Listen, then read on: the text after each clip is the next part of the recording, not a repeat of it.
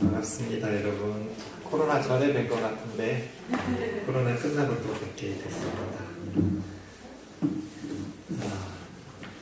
저는 여전히 교회가 세상의 희망이고 역사의 희망이라고 생각하는 사람입니다.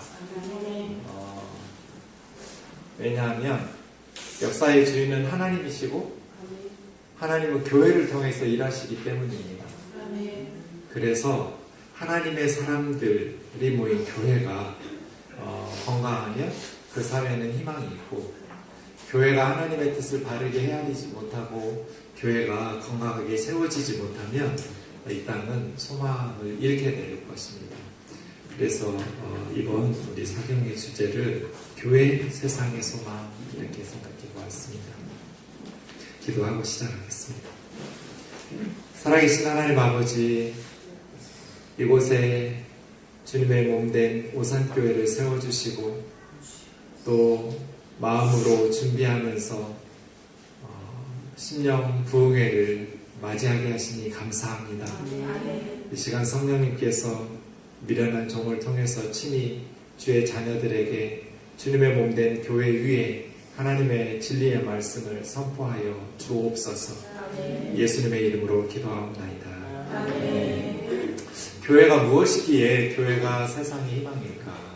교회란 무엇인가? 오늘 첫 번째 시간에 생각해 볼 것은 교회가 무엇인가입니다. 골로새서 1장 28절 29절 우리 한 목소리로 같이 읽겠습니다. 시작.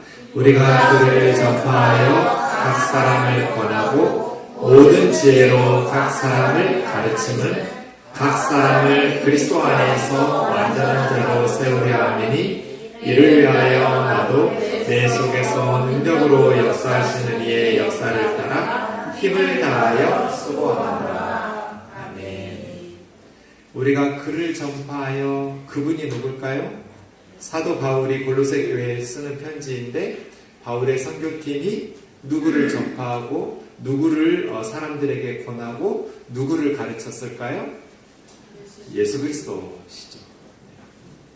우리가 예수 그리스도를 전파하여 각 사람을 권하고 모든 지혜를 총동원해서 각 사람을 가르치는 이유는 각 사람을 그리스도 안에서 완전한 자로 세우려 함이니, 이 일을 위해서 나도 내 속에서 능력으로 역사하시는, 바울 속에서 능력으로 역사하시는 분은 누굴까요? 성령님이겠죠. 내 속에서 능력으로 역사하시는 성령님의 역사하심을 따라 힘을 다하여 수고하노라. 이것이 사도 바울의 신앙 고백 같은 선교사로서의 비전, 선교사로서의 존재 이유, 이런 것들을 고백하는 구절 같습니다. 오늘 말씀 다음 화면을 보시면 네 가지 정도로 생각해 볼 수 있을 것 같습니다. 첫 번째는 그를입니다. 우리가 그를 전파하여, 말씀드린 것처럼 바울의 선교팀이 전파하고 사람들에게 권하고 또 가르치신 분은 그분 예수 그리스도입니다. 우리가 예수 그리스도를 전파하여, 그래서 교회가 왜 역사의 희망인가? 첫 번째로 교회는 예수 그리스도를 가르치기 때문이에요. 세상에서 예수 그리스도를 가르치는 집단이 없어요. 교회를 통해서 예수 그리스도를 가르치죠. 우리가 첫 번째, 교회란 무엇인가? 예수 그리스도를 가르치는 것. 오산교회가 힘써서 가르쳐야 될 것이 뭐예요? 예수 그리스도예요. 그래서 저는 우리 우면동교회 모든 잘 보이는 곳에다가 아예 그냥 설교 뒤에 화면에 예수를 깊이 생각하라는 히브리서 3장 1절 말씀을 써놨어요. 곳곳에 써서 붙여놨어요. 예수를 깊이 생각하라. 예수를 깊이 생각하라. 가끔 질문을 받아요. 목사님, 예수님을 깊이 생각한다는 게 뭐예요? 예수를 깊이 생각하라 이 말, 원래 헬라 말로는 카타노에오 예수 그렇게 돼 있어요.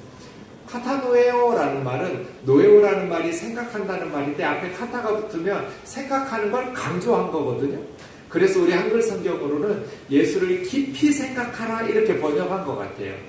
생각을 강조하면서 하라고 했으니까. 네. 근데 영어 성경 보니까 되게 번역 잘 해놨어요. Fix your thought on Jesus 이렇게 해놨어요. Fix는 뭘 고정시키는 거예요. 픽스시키는 거잖아요. Fix on Jesus. 예수님에게 고정시켜라. 뭐를? Your thought. 너희 생각들을 예수님에게 픽스시키는 것.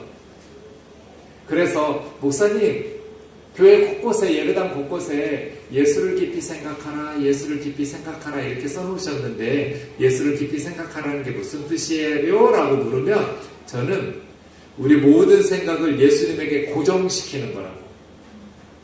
예수님을 집중하고 바라보는 것, 예수님을 깊이 생각한다는 것은 그러니까 우리 오산교회가 예수님을 집중하는 것. 그래서 교회는 무엇을 가르치고 무엇을 권하고 무엇을 전파하는 곳인가? 예수 그리스도를 전파하는 곳이에요. 저희 어머니가 이제 오늘 설교 마치면 저는 전주 쪽에 가서 저희 어머니하고 잘 텐데요. 시골에서 혼자 계세요. 저희 부모님은 농부셨는데 아버님은 20년 전에 암으로 소천하셨고 어머니 혼자 고향에서 살고 계세요. 치매가 시작되었어요. 그리고 몸이 많이 불편하세요. 그래서 많이 걷지를 못하세요. 제가 고향에 가면 한 달에 한 번씩 가는데 이제 어머니 모시고 드라이브하고 같이 조금 산책하고 그 다음에 어머니하고 주로 많이 못 걸으시니까 어머님은 주로 침대에 계셔요. 자, 그러면 몸이 불편하셔서 침대에 누워 계신 어머니하고 목사님 아들하고 할 수 있는 게 뭐가 있을까요? 이야기하는 거. 또요? 네, 대화 나누고요. 이런저런 대화 나누면서 주로 TV 봐요.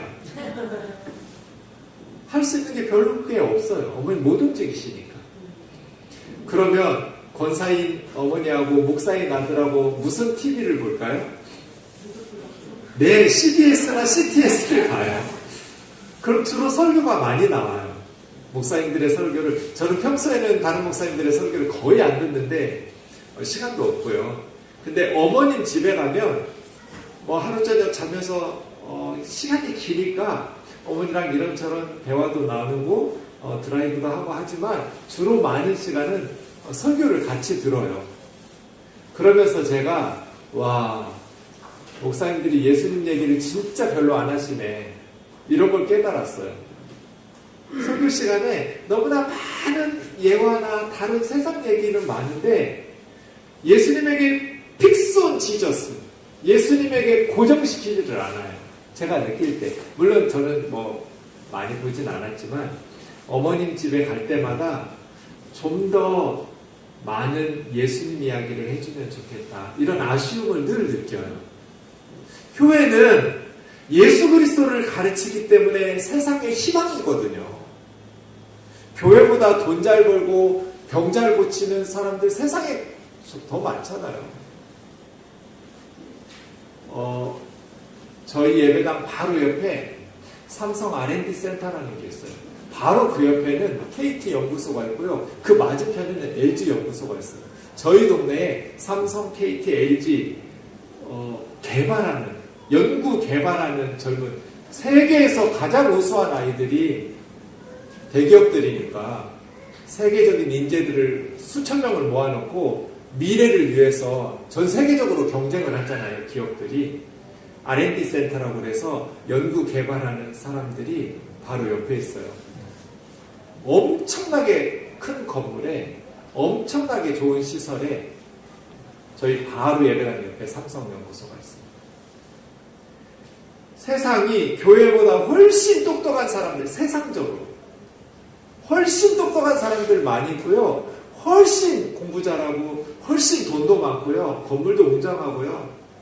그 건물 옆에 있는 우리 교회 예배당은 진짜 작고 초라한 예배당처럼 보일 지경이에요. 청주도 그렇죠?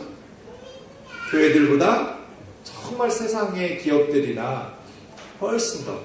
그럼에도 불구하고 우리 교회도 그 삼성 R&D 센터 직원이 있거든요. 너희 회사는 내 덕분에 먹고 사는 거야? 그래요, 제가. 왜요, 목사님? 내가 날마다 기도해 주거든. 우리 옆에 사니까. 교회에서 기도해 주기 때문에 세상이 사는 거야. 그리고 아무리 돈을 많이 벌고 아무리 지식이 많아도 예수 그리스도가 세상의 지식이고 세상의 진리이고 예수 그리스도가 세상의 소망이고 생명이기 때문에 교회가 역사의 희망이야. 왜냐하면 예수 그리스도를 알지 못하면 내가 누구인지 알 수가 없어요. 어디서 와서 어디로 가는지 알 수가 없어요. 왜 살아야 되는지, 사는 게 뭔지 알 수가 없어요. 여러분, 하나님이 살아계신 걸 어떻게 알 수 있어요? 하나님이 우리 눈에 뭐 보이는 분도 아니고 하나님이 살아계신 것을 어떻게 알 수 있어요? 기도하면 하나님이 보여요? 믿음으로, 네, 말씀으로. 말씀 어디 읽으면 하나님 보여요? 저는 어머니 뱃속에서부터 모태신앙으로 신앙생활 시작했거든요. 고등학교 1학년 2학기 때부터 방황이 시작됐어요. 하나님 안 믿어지는 거예요. 어려서부터 내가 교회를 다녔으니까 하나님 계시다고 믿는 거지, 우리 부모님이 절에 다녔으면 부처님이 진짜라고 생각하면서 살지 않았을까? 뭐 이런 생각하면서 하나님 정말 살아계신가? 그래서 교회 가서 형들한테 물었어요. 하나님 진짜 살아계시냐고. 내가 어떻게 알 수 있냐고. 그랬더니 뭐 기도 응답을 받았다고 이야기하기도 하고, 그러면 기도하면 다 들어주시느냐고. 암에 걸린 사람 기도할 때 다 나으면 하나님이 고쳐주신 거지만 죽기도 하고 기도 응답이 안 되기도 하는 것 같은데 그걸로 어떻게 하나님 살아계신 거 알 수 있냐고, 믿을 수 있냐고. 성경을 보면 믿을 수 있다고. 성경 어디 볼까요? 요한복음부터 읽으라고. 하나도 안 믿어지는데 하나님 살아계신 거 어떻게 알 수 있느냐고. 하나님을 한번 봤으면 좋겠는데 보이지는 않고, 하나님이 살아계신 걸 어떻게 알 수 있지? 여러분, 안 믿는 친구들이 교회 왔어요. 나도 하나님 믿어보고 싶어서 오산교회 왔다고. 하나님 정말 살아계시냐고. 그럼 여러분 뭐라고 하겠어요? 정말 살아계신다고. 그거 어떻게 알 수 있냐고. 당신들은 어떻게 해서 하나님을 믿게 되었냐고. 나도 하나님 믿고 싶어서 교회 나왔는데 하나님 좀 믿을 수 있도록 가르쳐달라고 하면 우리 뭐라고 말해요? 죽을 병에 걸려봐라. 그래서 기도하면 나오면 하나님이 고쳐주셨다. 이렇게 할 수도 없잖아요. 하나님을 믿고 싶어하는 사람들에게 어떻게 하나님이 살아계시다는 것을 가르쳐 줄 수 있을까요? 하나님을 만나려면 두 가지 전제 조건이 필요해요. 비 맞는 거하고 똑같아요. 비를 맞으려면 두 가지 전제 조건이 필요해요. 비가 내려야죠. 비가 존재해야 돼요. 그죠? 아무리 비를 맞고 싶은 간절한 소망이 있어도 비가 오지 않으면, 비가 존재하지 않으면 비를 맞을 수 없어요. 두 번째는 비가 폭포수와 같이 쏟아져도 이렇게 실내에 있으면 맞을 수 없어요. 비 오는 곳으로 내가 나가야 돼요, 밖으로. 하나님 살아계신가? 그거 어떻게 알 수 있는가? 하나님을 만나려면 비 맞는 것처럼 두 가지가 있어요. 첫 번째는 하나님이 존재하셔야 돼요. 하나님이 살아계신 분이어야 우리가 하나님을 만날 수 있죠. 하나님은 살아계신 분인가? 분명히 살아계신 분이에요. 그럼 어떻게 하나님을 만날 수 있는가? 우리가 하나님을 만날 수 있는 곳으로 나가야 돼요. 그래야 하나님을 만날 수 있어요. 저는 스님들 책 가끔 읽는데요. 안 믿는 분들이 많이 있는, 스님들이 쓰면 왜 베스트셀러가 되는지 모르겠어요. 안 믿는 사람들이 많이 읽으니까 그 책을 사서 읽어요, 제가. 재밌는 생각하고 있네? 하면서 재밌게 읽어요. 근데 어떤 스님도 득도했다는 스님을 저는 만난 적이 없어요. 스님들은 진리를 찾기 위해서 산속에 들어가서 득도하려고, 진리를 깨달으려고 수십 년씩 누워서 잠도 안 자요. 이걸 벽안정사라고 해요. 벽만 보고 앉아서 가부좌하고 깊은 산속에서 도 닦는 스님들이 몇 년씩 몇십 년씩 도 닦는 스님들이 많아요. 그렇게 많은 스님들이 진리를 찾고 내가 누구인지, 왜 사는지, 어떻게 살아야 되는지를 연구하고 있지만 저는 단 한 사람도 진리를 발견했다는, 득도했다는 스님을 본 적이 없어요. 몇 년 전에 왜 여러분이 동요하고 있어요? 개같이 서서? 집사님이 오실 거라. 그래서 제가 너무 누가 오셔야 네네네. 되셔서. 집사님이 오셔도 되나 그래요? 네. 걔는 짓을 하고 있는 거고, 근데 왜 동요하시나 해가지고 저 좀 기다려야 되나? 집사님 왜 이렇게 늦게 오셨대요? 회사 마치고 오시더라고. 네, 천안에서 오시고. 천안이요? 여기서 천안이 얼마나 걸려요? 천안에서 1시간 정도. 뒤에 앉으세요.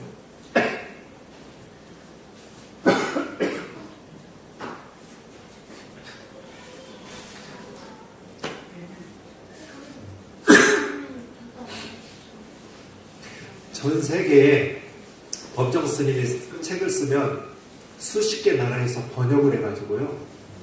수많은 사람들이 법정 스님의 책을 읽었어요. 무소유라는 책, 저도 고등학교 때 엄청 감동적으로 읽었어요. 법정 스님 죽으면서 무슨 얘기하고 죽었냐면 앞으로 내 책 출판하지 말라고.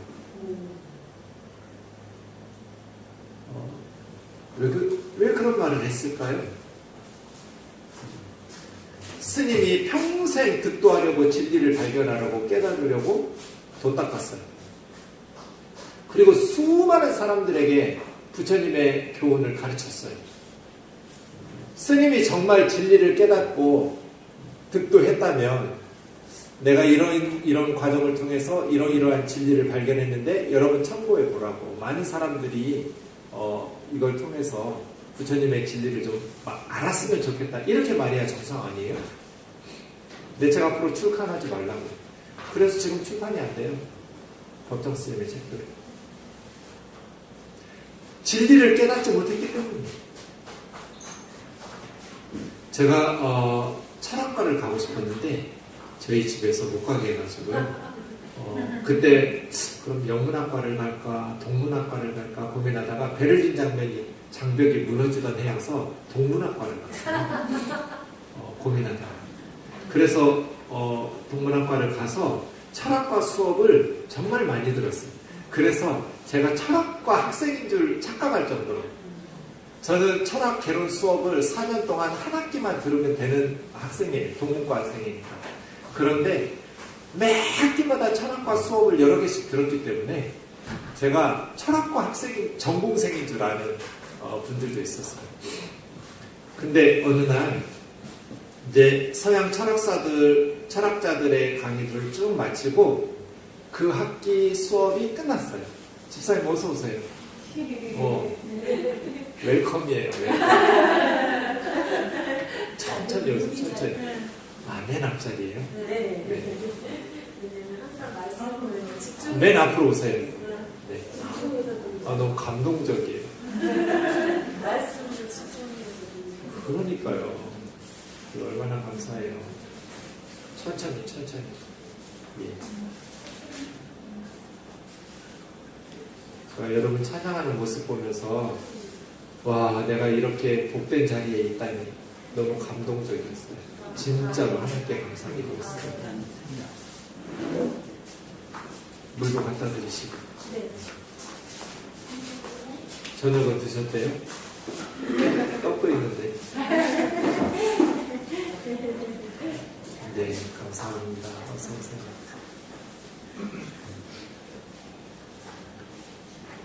한국 철학계에 거두 중에 한 분이 신일철 교수라고 있습니다. 고려대학교에. 신일철 교수 수업이었어요. 한 학기 동안 서양의 유명한 철학자들 몇 주씩 걸쳐서 들었고 그 학기 수업이 끝났어요. 그리고 그날 수업도 끝났어요. 교수님께서 시험은 며칠이니까 열심히 공부해서 시험들 잘 봐라 하고 가시려고 하는데 제 바로 왼쪽에 앉아있던 철학가 형님이 손을 번쩍 들더니 교수님 질문 있습니다. 그랬어요. 그래서 교수님이 나가려다가 뭔가 우리가 한 학기 동안 서양의 철학자들의 삶과 철학을 공부했는데 제가 궁금한 것은 교수님의 인생 철학입니다. 교수님의 인생 철학은 뭡니까? 그래요. 한국 철학의 거두라고 불리우는 저는 지금까지 살면서 그렇게 똑똑한 사람을 본 적이 없어요. 소련 무너지기 전에 모스크바까지 다니면서 가르치는 사람이에요. 그때는 소련 시절이어서 고르바초프 이전인데도 전 세계를 다니면서 세미나하고 토론하고 하는 한국 철학계의 자랑 중에 한 분이에요. 그런 신일철 교수의 인생 철학이 뭘까? 너무 궁금해서 막 심장이 벌렁벌렁. 신일철 교수의 인생 철학은 뭘까? 신일철 교수의 인생 철학은 뭘까?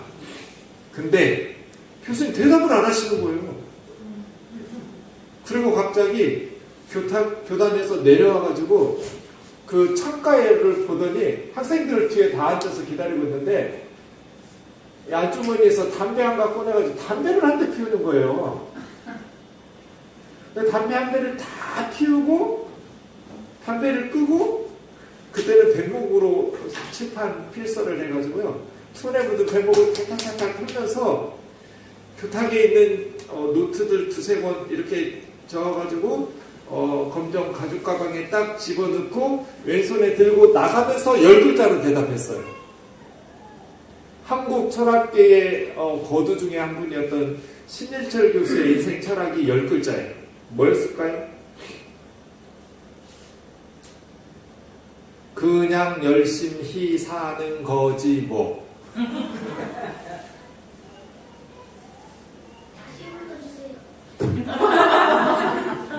그냥 열심히 사는 거지 뭐. 제가 막 뒤통수를 해머로 한 대 얻어맞은 것 같은 거예요.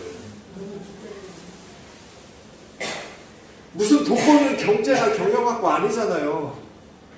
뭐 공대나 법대도 아니고 철학이잖아요. 왜 사는가? 어떻게 살아야 되는가? 삶의 철학을 평생 연구한 사람의 삶에 대해서 우리는 누구인가, 왜 사는가, 어떻게 살아야 되는가를 평생을 연구했던 신일철 교수가 그냥 열심히 사는 거지 뭐. 너무 화가 나는 거예요. 그냥 열심히 사는 거지 뭐. 근데 화를 못 내겠는 거예요, 제가. 왜냐면 그 교수님의 표정과 행동이 너무너무 슬펐어요. 그냥 농담하듯이 그냥 열심히 사는 거지 뭐 하신 게 아니라 담배 한 대 다 피우고 그 다음에 나가면서 그 슬픈 표정이 30년이 지났는데 아직도 생생해요. 그 장면이. 그날 그 강의실이.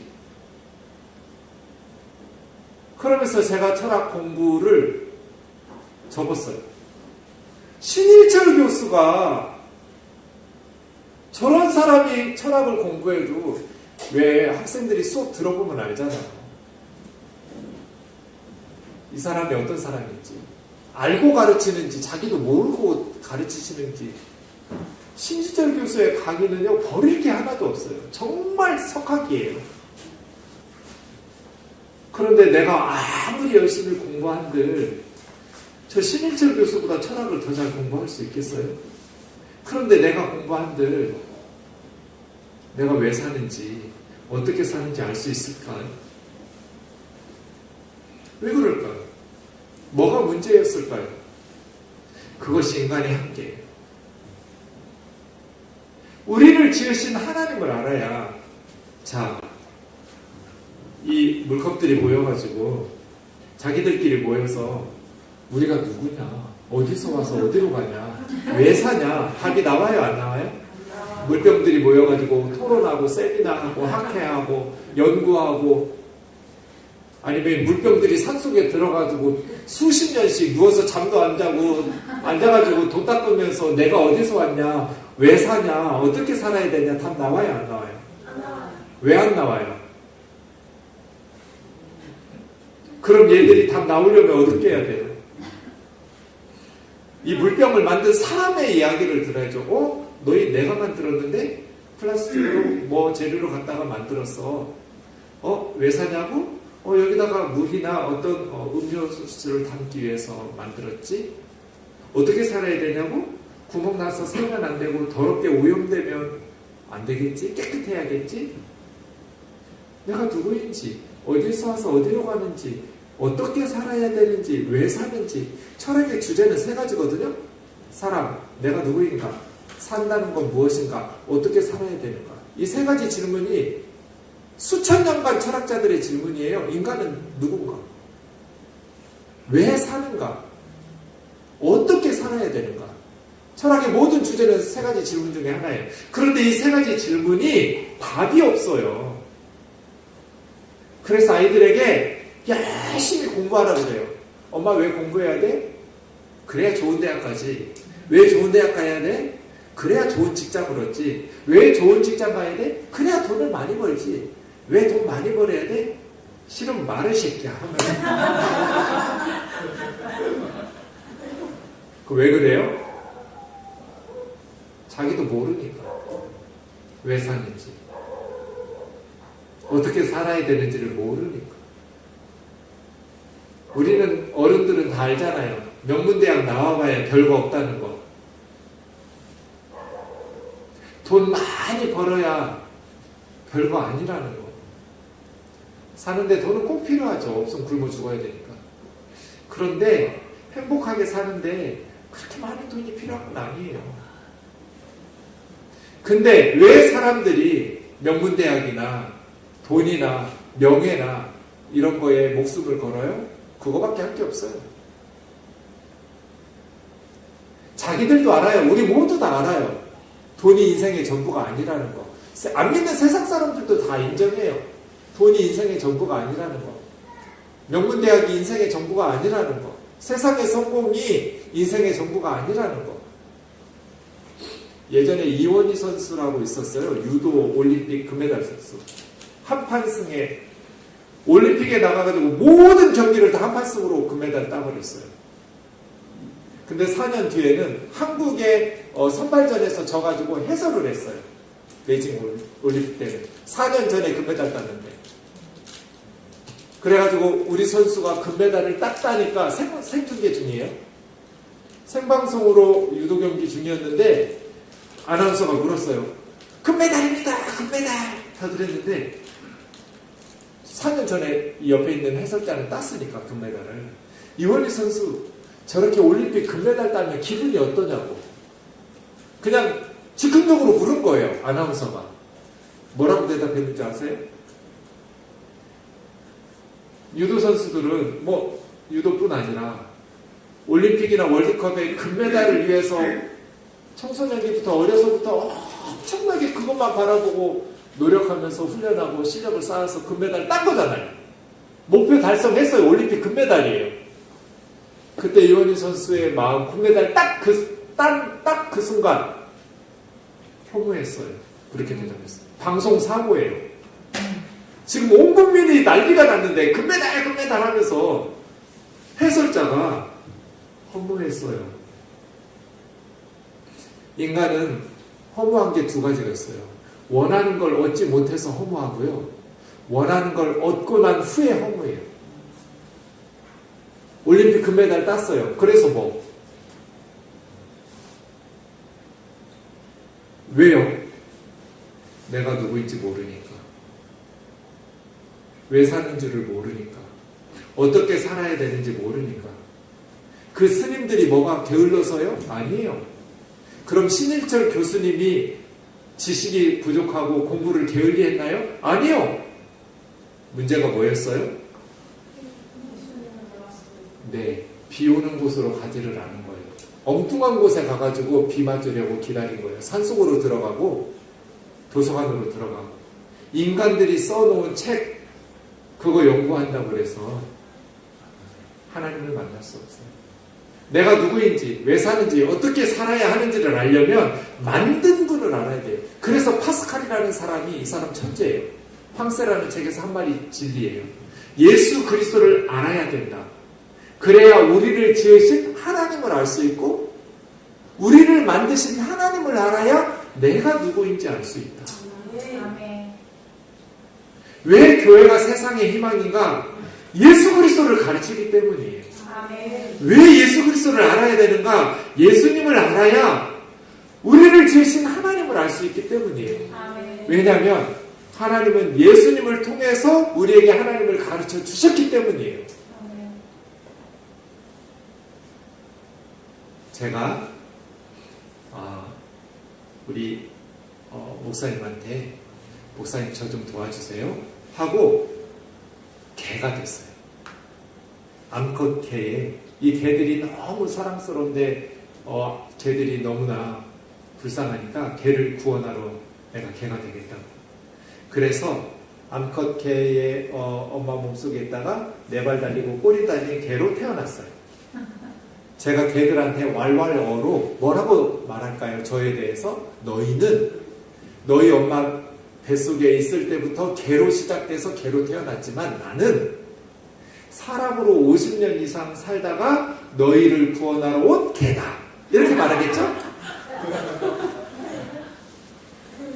그런 개들이 저한테 뭐라 그러겠어요? 미친겨? 그러겠죠? 자기들하고 똑같이 개로 생겼는데 사람으로 50년 이상 살다가 개가 되어서 태어났다니까 저한테 미쳤다고 하지 않겠어요? 근데 그게 사실이잖아요? 그러면 개들이 모르는 엄청난 지식을 저는 사람으로서 알고 있는 수많은 지식들을 가지고 있겠죠. 제가 사람이었다가 사람으로 살다가 개가 됐는데 개 나라에서 무슨 권력을 탐하겠어요? 명예를 탐하겠어요? 사람으로 50년 이상 살아갔는데. 그래서 개들을 진실로 아끼면서 사랑하면서 가르치면서 살겠죠. 사람일 때도 설교가 길더니 개가 돼서도 설교가 길어가지고 개들이 막 때가 지나가가지고 저의 제자들 12마리 개들이 와가지고 선생님 집으로 돌려보내라고 이 개들 집에 가다가 다 길거리에서 쓰러지겠다고. 갈 거 없다 너희가 먹을 거. 이 5,000마리가 넘는 개들을 어디서 이걸 먹이냐고. 뭐가 있냐 했더니 한 어린 개가 개뼈다구 5개하고 게사료 2개를 도시락 하나 가져온 거예요. 그래서 제가 이거 놓고 누구 찾겠어요? 목사님 개들 한 끼만 먹여주세요. 예 알았어요 목사님 하면서 이마트 가가지고 개뼈다구 게사료를 잔뜩 사줘가지고 5,000마리가 넘는 개들을 배 터지게 먹고 12강줄이가 남았어요. 제가 뭐라고 그러겠어요? 너희는 엄마 뱃속에서 시작할 때부터 개로 시작해서 개로 태어나서 개로 살고 있지만 나는 사람으로 50년 이상 동안 살다가 너희를 구원하러 온 개다. 너희는 모르겠지만 이 빈들보다 넓은 이마트라는 넓은 할인 매장이 있고 내 말을 들은 청주 오산교회에 김 목사님이 나한테 게사료 개떡다구를 사다 준 거다. 제 말을 개들이 믿을까요? 안 믿을까요? 몰라서. 믿자니 개고 안 믿자니 먹었고 이렇게 긴가민가 하겠죠. 제가 좀 불경스럽긴 하지만 지금 예수님 얘기한 거죠. 예수님은 우리하고 달라요. 우리는 처음 어머니 모태에서 시작될 때부터 사람으로 만들어져서 사람으로 태어나서 사람으로 살고 있어요. 예수님은 하나님이에요. 예수님은 절대 인류의 위대한 성인이나 4대 성인 중에 한 명이나 위대한 인류의 스승이 될 수 없어요. 왜요? 예수님은 하나님이거나 사기꾼이거나 둘 중 하나거든요. 예수님의 말씀이 진짜 사실이면 예수님은 온 우주를 창조하신 하나님이시고 우리를 극진히 사랑하셔서 우리 죄값을 하나님 앞에서 대신 치르기 위해서 십자가에서 하나님의 형벌을 받으신 인류의 구원자예요. 예수님의 말이 거짓말이면 예수님 사기꾼이에요. 둘 중 하나지 예수님이 위대한 부처님은 이런 말을 한 적이 없어요. 공자님은 이런 말을 한 적이 없어요. 내가 세상을 창조했다거나 내가 신이라거나 하나님이거나 이런 말씀을 단 한 번도 하신 적이 없어요. 그냥 사람들이 신격화한 거예요. 그런데 예수님은 달라요. 처음부터 예수님은 하나님의 아들이에요. 그래서 예수 그리스도를 아는 것, 예수님의 정체를, 예수님이 누구신지를 알게 되면 하나님을 알게 돼요. 하나님은 예수님을 통해서 우리에게 하나님이 어떤 분인지를 가르쳐 주셨거든요. 저는 대학교 1학년 겨울방학 때 예수님을 믿게 됐는데 요한복음을 읽으면서 믿게 됐어요. 어느 날 그냥 1년 동안 요한복음을 읽다 말다 했었는데 토요일 오후였는데 그날 정말 하늘에서 빛이 쏟아지는 것 같았어요. 요한복음을 읽고 있는. 그리고 이런 고백이 나왔어요. 요한복음의 문장이 한 문장도 거짓말이 없구나. 요한복음에 써있는 말들이 한 문장도 거짓말인 게 없구나. 다 진짜구나. 하나님은 예수님을 통해서 우리에게 하나님을 가르쳐 주셨구나. 본래 하나님을 본 사람이 없으되 요한복음 1장 18절이에요. 하나님을 봐야 하나님을 믿을 수 있는데 하나님을 본 사람이 없어요. 근데 어떻게 하나님을 믿어요? 하나님 품속에 있는 독생하신 하나님이신 그분이 예수 그리스도죠. 하나님 품속에 있었던 독생하신 하나님이신 예수님이 하나님을 우리에게 나타내 보이셨다. 예수님은 처음부터 본인은 하나님이라고 하셨어요. 나와 아버지는 하나이니라. 그 예수님을 통해서 우리는 하나님을 알 수 있어요. 그래서 요한복음을 보고 또 성경들을 보면서 예수님이 진짜구나. 가끔 저에게 이런 질문을 하는 사람들이 있어요. 목사님은 어떻게 해서 하나님을 믿게 됐냐고. 어떻게 해서 하나님이 살아계시다고. 어떻게 해서 성경이 진짜라고 믿게 됐냐고. 저는 요한복음을 통해서 믿었는데 당신이 믿을 수 있도록 내가 3가지 증거를 보여주겠다. 첫 번째, 제자들이라고. 우리는 이제 부활하신 예수님을 만날 수도 없고 볼 수가 없어요. 우리가 검토할 수 있는 건 예수님의 제자들이 남겨놓은 신약 성경과 초대교회와 기독교 역사와 이런 것들이에요. 예수님의 제자들, 이것이 당신이 예수님을 믿을 수 있는 첫 번째 증거라고. 예수님의 제자들이 다 변화됐어요. 사도 바울, 그 사람은 원래 예수 믿는 사람들을 잡아 죽이고 가두는데 앞장섰던 박해자였어요. 그죠? 그런데 바울이 예수님을 전하는 선교사가 됐어요. 어떻게 바울은 예수 믿는 사람들을 잡아 가두고 죽이는데 앞장섰던 박해자에서 예수님을 믿으라고 복음을 전하는 선교사로 변했어요? 어떻게 해서 사도 바울이 이렇게 변할 수 있었어요? 다마스커스 가다가, 다메섹 가다가 부활하신 예수님 만났기 때문이죠. 정오 낮 12시인데 밝은 빛이 길거리에 비쳤어요. 그렇지 않아도 밝은 시간인데 정오니까. 그래서 함께 갔던 군인들과 함께 땅에 엎드려졌어요. 나중에 물어보니까 군인들은 못 들었대요. 근데 바울에게는 들렸어요. 샤울 샤울 마라다키니 이런 아람어로 들렸어요. 사울아 사울아 네가 어찌하여 나를 박해하느냐. 주여 누구십니까? 나는 네가 박해하는 나사렛 예수다.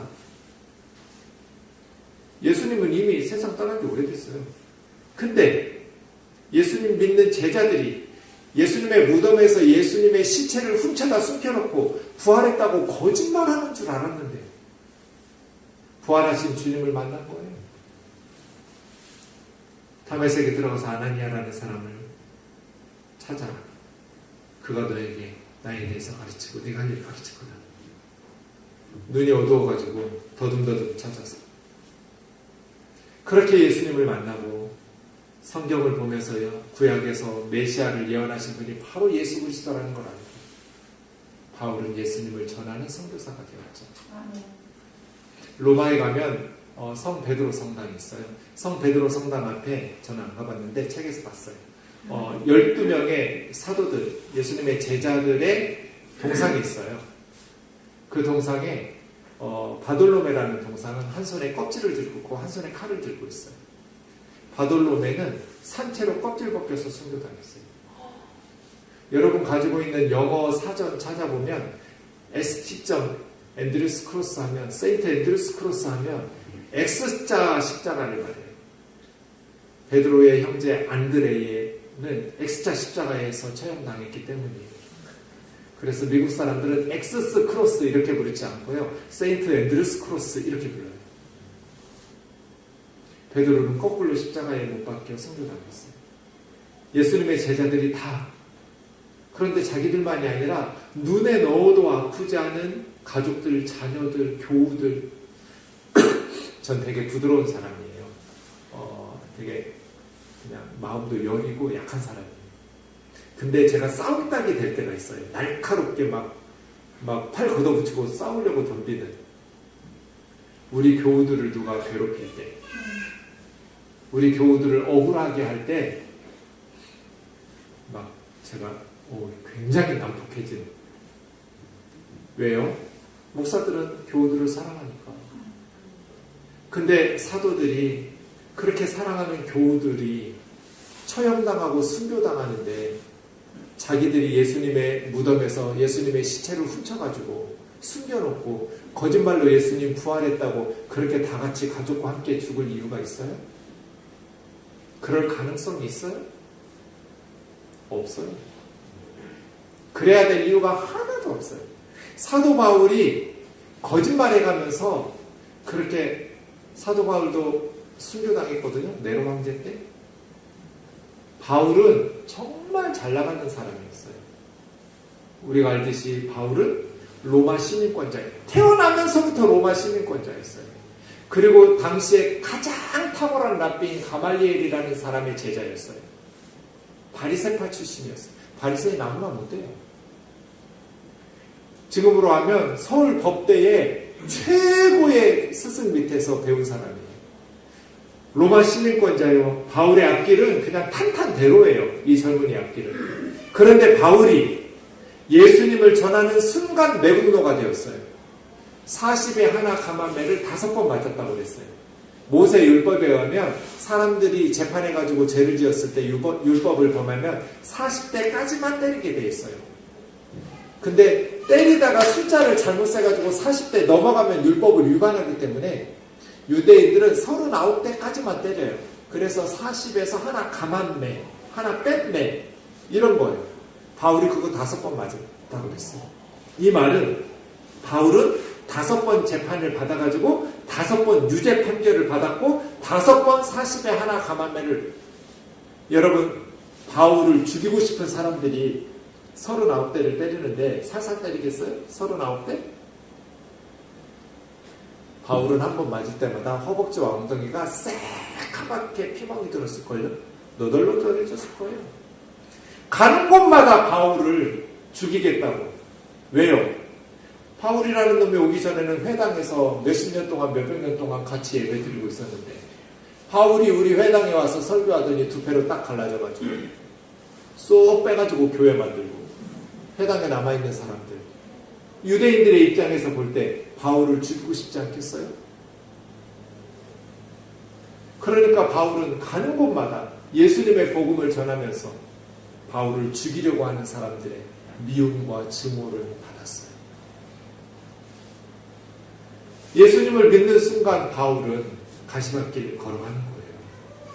그런데 바울이 왜 거짓말을 해요? 지금 탄탄대로가 자기 앞에 쫙 펼쳐져 있는 사람인데 그거 다 배설물처럼 버리고 바울은 지금 예수님을 위해서 박해를 받고 고난을 받고 있어요. 왜? 부활의 주님을 만났기 때문에.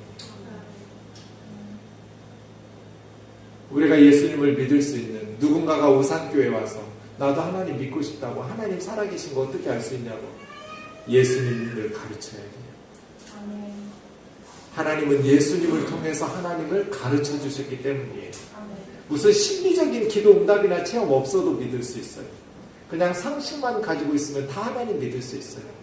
예수님은 사람들이 지어낸 게 아니에요. 역사적 인물이고 이 땅 가운데 하나님이 보내주신 하나님의 아들이에요. 아멘. 그 예수님을 통해서 예수님의 제자들도 하나님을 믿었고 우리도 하나님을 믿어요. 예수님을 통해서 부활하신 예수님을 만나고 사도 바울이 예수님을 믿게 되었고 하나님을 믿게 되었고 예수 그리스도의 복음을 전하는 선교사가 되었고 그의 삶이 변화되었어요. 그래서 하나님을 만나고 싶으면 산속에 들어가서 도 닦는 듯이 기도하는 것이 아니고 아니면 도서관에 들어가서 철학자들이 연구하듯이 사람들의 책을 읽는 것이 아니라 성경을 펼쳐놓고 예수 그리스도를 집중해야 돼요. 예수님이 누구신가? 오산교회가 오직 예수 그리스도를 가르치고 예수 그리스도를 권하고 예수 그리스도를 전파하는 교회 되기를 주의 이름으로 축원합니다. 세상에 돈 잘 버는 방식, 세상에서 성공하는 방식, 세상에서 명예 얻는 방식이 아니라 예수 그리스도에게 집중하면서 우리가 예수 그리스도를 붙들고 신앙생활하면서 저 오늘 청주 오기 전에 용인에 들렀다 왔어요. 우리 권사님의 남편 집사님이 지금 임종 직전이에요. 그래서 임종 예배 드리고 왔어요. 이제 나 여기 못 온다고. 이틀 동안 나 청주에 있어야 된다고. 근데 병원에서 오늘 밤 넘기기 어렵다고. 그래가지고 권사님하고 딸하고 저하고 셋이서 병원에 가가지고 호스피스 병원에 가서 임종 예배 드리고 지금 오는 길이에요. 그런데 이 집사님이 천사 같아요. 암 환자인데. 그래서 제가 무슨 얘기하고 왔겠어요. 디모데후서 전제와 같이 내가 벌써 부어지고 나의 떠날 시간이 가까웠도다. 사도 바울의 이야기를 전해요. 나는 선한 싸움 다 싸우고 달려갈 길 다 마치고 믿음을 지켰으니 이제 후로는 나를 위하여 의의 면류관이 예비되었으므로 주 곧 의로우신 재판장이 내게 주실 것이니 내게만 아니라 주의 나타나심을 사모하는 모든 자에게도니라. 아멘. 우리는 처음부터 마지막 숨을 거두는 그 순간까지 예수 그리스도를 붙들고 살다가 죽어요. 아멘. 제가 우리 권사님들하고 늘 교회에서 하는 말이 있어요. 젊은 사람들은 그냥 싼 거 먹으라고. 앞으로 살 날이 많으니까. 근데 나이 많은 70 이상의 우리 시니어 모임이라고 있어요. 그럼 저는 한 달에 한 번씩 같이 밥 먹어요. 우리 할아버지, 할머니, 권사님, 장로님, 집사님들하고. 그때 비싼 거 먹자고 그래요, 우리는. 여러분은 살 날이 얼마 안 남았습니다. 그러면서 늘 하는 말이에요, 제가. 우리 시니어 모임 할 때 여러분이 저는 매년 장례식을 여러 번 집례하니까요. 여러분이 주무시고 눈을 떴는데 어젯밤 잠자던 내 방 분위기가 아니고 뭔가 낯설고 처음 보는 분위기라면 죽은 거라고. 맞잖아요. 눈을 떴는데 평소에 보던 내 방이 아니고 처음 보는 분위기인 거예요. 그럼 돌아가신 거예요. 그죠? 그때 우리 장로님 권사님들 눈앞에 예수님이 보여야지 부처님이 보이거나 알라신이 보이거나 하면 우리는 망한 거라고. 그죠? 예수님이 보여야 된다고 그때. 근데 걱정하지 말라고. 예수님이 보일 거라고. 바울의 고백 다시 보세요. 주 곧 의로우신 재판장이 의의 면류관을 준비하고 나에게 예비하면서 주실 텐데 내게만 아니라 주의 나타나심을 사모하는 모든 자에게도니라. 이게 뭔 말이에요? 우리가 죽은 후에 예수님이 나타나시는 것을 사모한다는 것, 누가 예수님이 나타나기를 사모해요? 예수 믿는 사람들이에요. 예수 믿으면서 산 사람들은 우리가 죽은 다음에 눈을 떴을 때 주님이 나타나시기를 사모해요. 주 곧 의로우신 재판장이, 우리 죽은 후에 재판장이 부처님이면 우린 망한 거예요. 주 곧 의로우신 재판장이신 예수님께서 의의 면류관을 가지고 우리를 기다리실 것이고 주의 나타나심을 사모하는 모든 자에게도 의의 면류관을. 그래서 제가 이한봉 집사님인데 집사님 잘 살았다고 지금까지 믿음으로. 이제 주님이 의의 면류관 들고 집사님 기다리고 있을 테니까 주의 나타나심을 사모하라고. 지금 아내하고 딸은 엉엉 울고 있고 임종예배니까요. 우리는 찬송하면서 슬프지만 천국에서 다시 만나자고. 집사님 나 청주 갔다 올 테니까 내가 갔다 와서 장례식 치를 테니까 천국에서 다시 만나자. 저희 아버지도 췌장암으로 20년 전에 소천하셨어요. 주일이었는데 주일 예배 마치고 아버지 있는 호스피스 병원에 가서 같이 예배하고 또 위로하고 누이들이 집으로 돌아가고 저하고 어머니만 남았는데 이제 병원의 의사 선생님이 갑자기 1인실로 임종실로 옮기면서 천국에 가실 것 같다. 그래서 침대를 옮겼어요. 그래서 제가 전화하고 누이들은 오는 사이에 저하고 어머니만 임종을 아버지 마지막 시간 왔는데 제가 갑자기 아버지를 위해서 기도해 드려야겠다는 생각이 들었어요. 그래서 제가 아버지 오른손을 잡고 아버지 귀에다 대고 말기 암 환자여서 그랬는지 모르겠지만 아버지가 눈을 감으시고 깊은 호흡을 이렇게 숨을 깊게 이렇게 심호흡을 하시듯이 하셨어요. 그렇게 온몸이 암세포가 퍼져가지고 힘겹게 그렇게 마지막 호흡을 하고 계셨는데 제가 아버지 귀에다 대고 아버지 기도해 드렸어요. 참 모성애가 뭔지 저희 어머니는 제 옷을 잡아 당겼어요. 아빠 옆에 가까이 가지 말라고. 혹시 아빠의 나쁜 병균이 아들에게 올까봐. 이게 엄마예요. 그래서 제가 엄마 괜찮다고 제가 아버지 귀에다가 대고 정신 없었어요. 무슨 기도했는지 기억은 안 나는데 하여간 좋은 아버지 주셔서 고맙다는 기도 하나님 앞에 한 것 같아요. 예수님 이름으로 기도합니다. 아멘 하니까 아버지 왼손을 잡고 있던 의사 선생님이 무슨 말씀을 하세요. 그래서 의사 선생님 봤더니 아멘 소리 들으면서 숨이 멈췄다고. 천국 가셨다고. 그러면서 아버지 돌아가셨다는 얘기잖아요. 그러니까 순간 제 마음속에 슬픔이 확 하고 올라왔어요. 의사 선생님 얼굴을 보면서 의사 선생님 말하는데 방금 아버지가 돌아가셨다고. 그 말을 듣는 순간 슬픔이 제 속에서 확 차 올라오는데 그 다음 아버지 얼굴을 보는 순간 제가 빵 터지고 웃었어요. 왜냐면 아버지 입이 귀에 걸려 있었어요. 좀 전에 기도할 때까지만 해도 힘들게 숨을 쉬고 계셨거든요. 근데 기도 끝나고 돌아가셨다는 말씀 듣고 아버지 얼굴을 보니까 활짝 웃고 계신 거예요. 제 뒤에서 어머니가 울면서 아이고 아이고 하는데 엄마 울지 말라고 아빠 얼굴 좀 보라고 저렇게 환하게 웃으면서 천국 가셨다고 했더니 어머니가 뒤에서 우시면서 그러게 말이다 왜 저렇게 웃고 있냐 왜 저렇게 웃고 있냐 하면서 우셨던 게 아직도 생생해요. 20년 전에. 우리 눈에는 안 보이지만 하나님께서 천사를 보내셔서 아버지를 천국으로 인도하신 것 같아요. 아멘. 저는 장례식을 수없이 입관 예배를 진행했어요. 수백 번 목사하니까요. 제가 지금 30년째 목회하고 있어요. 그러니까 얼마나 많은 입관 예배를 진행하면서 얼마나 많은 시신들을 받겠어요. 저는 하나님이 우리 육신의 눈으로 볼 수 없지만 내게만 아니라 예수님이 나타나심을 사모하는 모든 믿음의 형제 자매들에게 하나님께서 천국으로 인도하신다는 것을 너무너무 많은 거예요. 아멘. 그래서요. 우리가 하나님을 믿을 수 있는 첫 번째 증거, 예수 그리스도를 믿는 첫 번째 증거, 우리는 사도들의 증거, 사도들의 변화. 사도들은 눈에 넣어도 아프지 않은 성도들과 가족들과 함께 300년 이상 동안 초대교회에서 순교당했어요. 박해를 받았어요. 지금 제가 사례준 애가 평양에서 회사 다니고 있어요.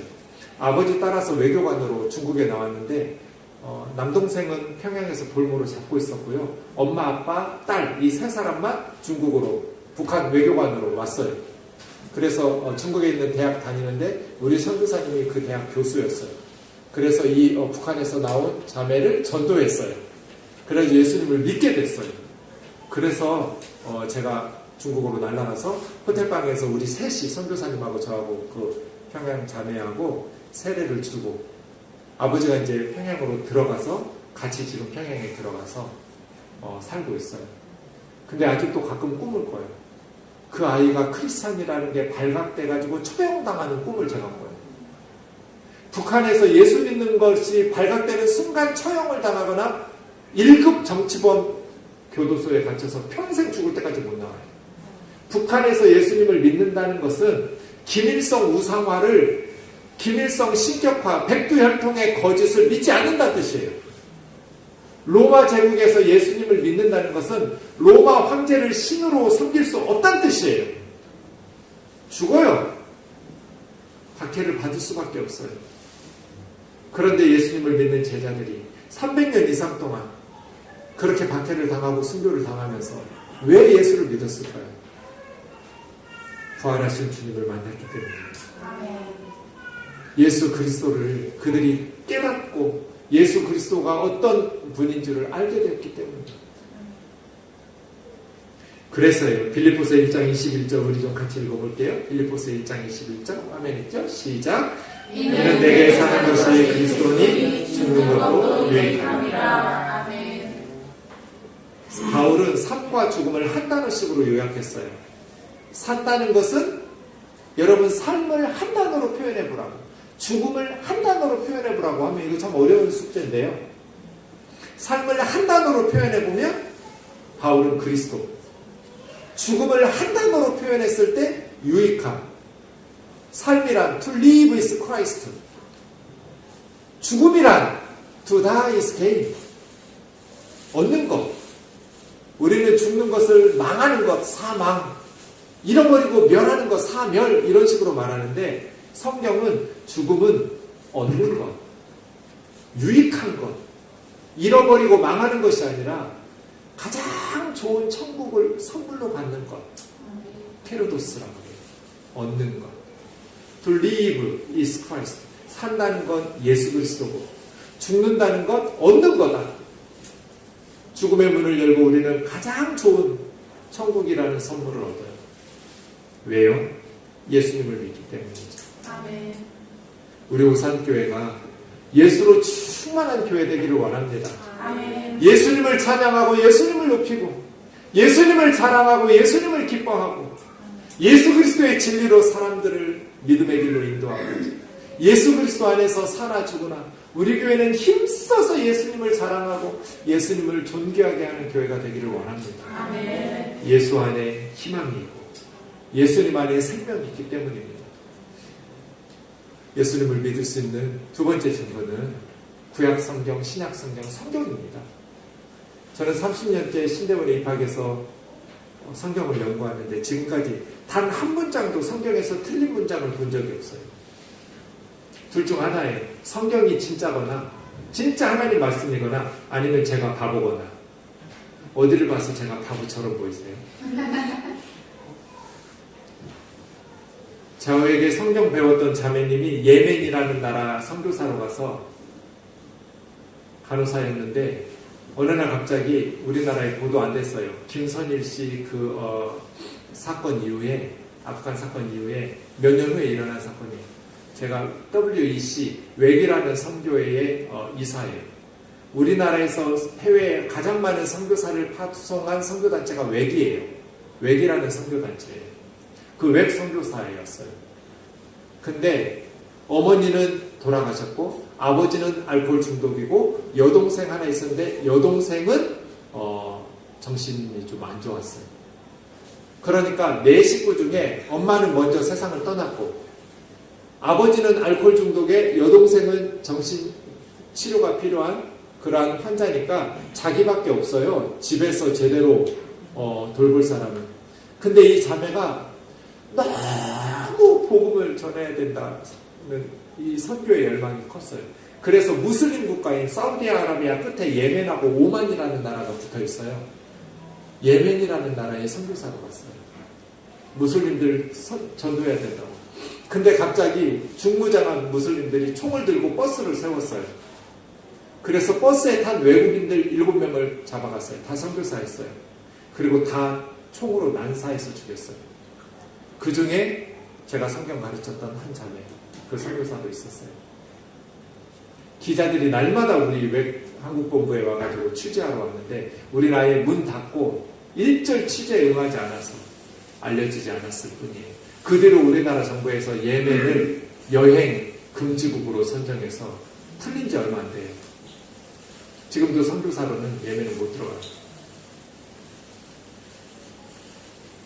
제가 성경을 어떻게 연구했겠어요? 내가 세례준 애가 지금 평양에 있어요. 우리 교회 선교사들 대부분 무슬림국 가거나 이 발각되는 심각한 문제가 발생하는. 근데 제가 대충 적당 성경 연구하고 선교사로 보냈겠어요? 2000년 전에 로마법, 역사, 철학 철두철미하게 따져보면서 성경하고 검증했어요. 비교해보았어요. 이게 진짜 사실인가? 이게 거짓말이면 제가 남의 집 귀한 자식들 죽이는 선교사로 보내는 사람인데요. 선교에 소속돼서 선교사로 나갈 사람들에게 성경 가르치는 사람인데 제가 적당 대충 성경 따져보고 예수 믿으라고 해야겠어요? 그러면 저는 살인자죠. 그런데 지금까지 단 한 구절도 성경이 틀린 구절을 본 적이 없어요. 하나님이 살아계심을 어떻게 알 수 있는가? 성경 저자들이 서로 연구하고 모여서 의논해가지고 쓰지도 않았어요. 성경은 각자 하나님 주신 말씀들을 썼는데 어떻게 이게 다 맞냐고요. 세 번째는 지금도 살아 역사하시는 우리의 기도에 응답하시는 살아계신 하나님을 체험하기 때문에 하나님을 믿어요. 제자들의 변화, 제자들의 체험. 거짓말 해야 될 이유가 하나도 없는 사람들이에요. 바보 같은 사람이. 그들의 말이 거짓말이라고 나는 아무리 양심의 손을 얹고 생각해 보아도 바울의 말이 거짓말이라고 말할 근거가 하나도 없어요. 성경의 증언과 지금도 체험되어서 살아서 역사하시는 하나님의 역사들 말이에요. 그래서 우리는 힘써 예수 그리스도를 전해야 돼요. 아멘. 예수 그리스도를 가르쳐야 돼요. 아멘. 왜 교회가 희망인가? 두 번째, 우리는 누구를 가르치는가? 각 사람이라는 말. 처음 말씀 다시 보여주시면 골로새서 1장 28절 29절 보세요. 각 사람이라는 말이 세 번이나 나와요. 그렇죠? 각 사람. 이게 뭐예요? 한 사람 그 말이죠. 네. 교회는 예수 그리스도를 가르치기 때문에 세상의 희망이고 교회는 한 사람을 주목하기 때문에 세상의 희망이에요. 각 사람. 가끔 친구 목사님들이 저한테 물어요. 우멘동교회 성도들 몇 명이나 모이냐고. 그럼 저는 대답이 언제나 똑같아요. 악한 호기심을 버리세요. 대답 안 해줘요. 그건 하나도 중요하지 않기 때문이에요. 교회에 몇 명 모이는가 그게 뭐가 중요해요? 30명이 모이든 3,000명이 모이든 하나도 안 중요해요. 중요한 것은 그 안에 있는 한 사람이 중요해요. 아멘. 각 사람이 중요하다고요. 아멘. 바울은 한 사람, 각 사람. 여러분, 저도 개척했어요, 교회. 우리 식구들밖에 없었고요. 제 안에 한 사람 앉혀놓고 올해 몇 년 동안 새벽 설교했어요. 새벽기도 나오는 성도 하나도 없어요. 제 안에밖에. 그렇게 몇 년 했어요. 성도님들이 이보다도 작았어요. 근데 지나놓고 보니까 그때 너무너무 행복했어요. 지금은 그때처럼 행복하지 않아요, 목회가. 왜 그럴까요? 진심이에요. 하나님은 제 마음을 아실 거예요. 거짓이 아니라는 걸. 그때는요, 갓난아이들까지 한 명 에브리데이 기도해 줬어요. 우리 교회 식구들 한 사람 매일 갓난애까지 기도해 줬어요. 지금은요, 그렇게 못해요. 일주일에 한 번씩도 기도를 못 해줘요. 내가 일주일에 한 번씩은 기도해 줘야지. 이게 목표인데 목표를 못 지킬 때가 훨씬 많아요. 어떤 때는 저분 이름이 뭐였지? 이름이 기억이 안 나요.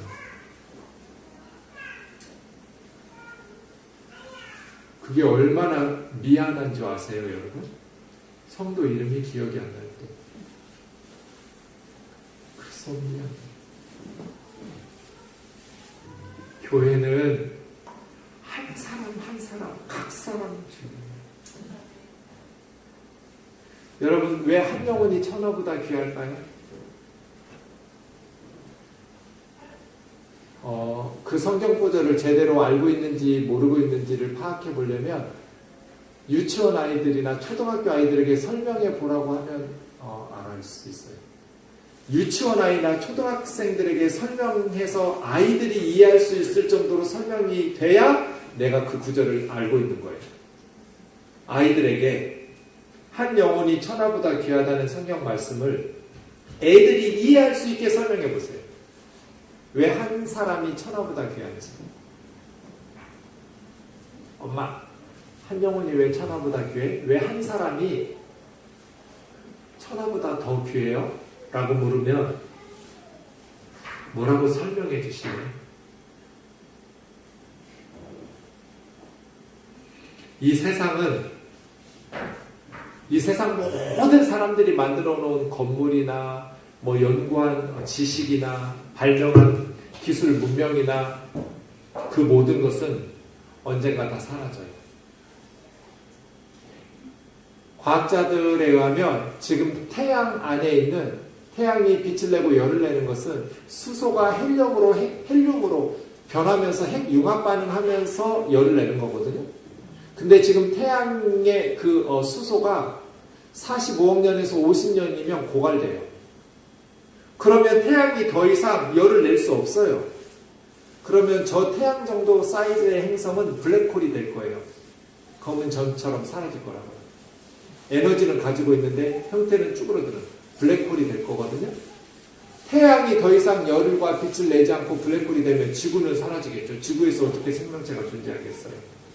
과학자들 중에 저는 지금까지 이 지구가 영원히 존재한다고 말하는 과학자를 단 한 사람도 본 적이 없어요. 그건 토론할 필요가 없어요. 왜요? 너무나 확실한 증거니까. 언젠가 지구가 멸망한다는 것은. 태양이 블랙홀이 될 거예요. 사라질 거예요. 지구가 어떻게 사람이 살겠어요, 지구에서. 근데 우리는 알아요. 태양이 블랙홀이 되고 사라져서 지구가 멸망하는 게 아니라 예수님이 재림하셔서 지구가 끝난다는 거. 그 전에 주님이 재림하신다는 거. 40억 년 전, 45억 년 전, 50억 년 길어야 이 과학자들이 말하고 있는 그 시간이 아니라 언제인지 우리는 그 날과 그때와 그 시는 모르지만 주님이 재림하시는 그날 지구는 종말을 맞이할 거예요. 자, 그러면 주님이 오실 그때 이 세상은 천하는 다 사라지겠죠. 인간들이 쌓아놓은 모든 것들 다 사라질 거예요. 그런데 한 사람은 영원해요. 죽는다고 끝이 아니에요. 그 영혼은. 그래서 한 영혼이 천하보다 귀해요. 이 천하는 언젠가 다 사라질 것이지만 한 사람 한 사람 한 영혼 한 영혼은 영원하니까 뭐가 더 귀해요? 한 영혼이 더 귀해요. 그래서 교회는 각 사람 한 사람 한 사람을 천하보다 귀하게 여기는 곳이에요. 아멘이죠? 아멘. 여러분 김구전 집에 이런 말 나와요. 김구 선생님 얘기 좀 보여주세요. 이제 세워질, 이게 이제 일본이 물러나가고 우리가 해방하고 독립한 후에 한 말이에요. 이제 세워질 신생 독립국가 대한민국은 기독교 진리 위에 세워져야 합니다. 이제 세워질 나라에서는 경찰서 10개를 세우는 것보다 예배당 하나 세우는 것이 더 중요합니다. 이 말이 뭔 말이에요? 교회가 세상의 희망이란 말이에요. 경찰서 10개 짓는 것보다 교회 하나 짓는 게 더 중요하다고. 앞으로 만들어질 신생 독립국가 대한민국은 반드시 기독교의 진리 위에 세워져야 된다고. 왜 그럴까요? 왜? 기독교는 각 사람을 소중히 여기기 때문이에요. 한 사람 한 사람이 천하보다 귀하다고 믿기 때문이에요. 오산교회가 한 사람을 천하보다 귀하게 여긴다면 여기가 천국이고 여기가 세상의 희망이에요. 아멘. 100년 전 김구선에 있었던 그 시절에는 노비들, 백정들, 여성들 사람 대접 못 받았어요. 그런데 교회에서는 선교사님들은 천하보다 귀하게 여기기 시작했어요. 가난한 사람들 미국에 보내서 유학 가르쳐주고 그렇게 예수님 사랑으로 품어주고 그렇게 선교사님들이 학교 짓고 병원 짓고 교회 지으면서 성도들 한 사람 한 사람을 소중히 여겼어요. 그래서 신생 독립국 대한민국은 기독교 진리 위에 세워져야 된다. 왜? 어떻게 기독교는 세상의 희망이 될 수 있는가? 한 사람 한 사람을 소중히 여기기 때문에. 아멘. 여러분 누가복음 14장 보세요. 안식일이었어요. 이날. 한 바리새인의 지도자가 예수님과 제자들을 식사 초대했어요. 아마 오전에 회당에서 예배드리고 점심 식사 초대한 것 같아요. 근데 예수님을 초대해놓고 밥 먹으라고 해놓고 엿보고 있어요. 왜 엿보고 있는가 봤더니 2절에 보니까 예수님 앞자리에 수족병 든 한 사람을 앉혀놓았어요. 수족병 휘드로피코스라고 하는데 휘드로가 물이란 뜻이에요. 물숫자예요. 신장 콩팥이 안 좋았는지 간이 안 좋았는지 한눈에 봐도 물이 그냥 퉁퉁 부어가지고 환자라는 것이 딱 이 바리새인들이 무슨 생각한 거예요?